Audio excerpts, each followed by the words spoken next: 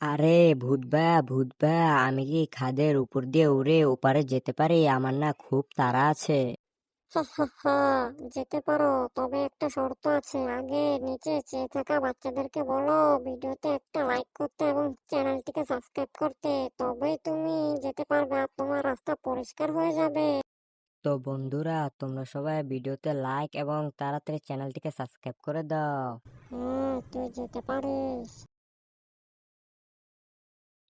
এই ভূতটা তো আস্তে জ্বালাতন শুরু করলো।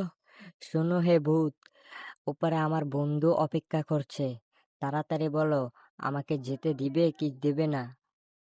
দেব দেব, নিশ্চয়ই দেব, কিন্তু আমার জাদুর ঘর তো এভাবেই খোলে না।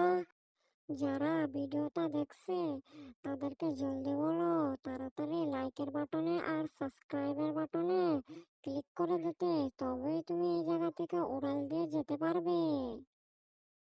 উফ, আর পারি না।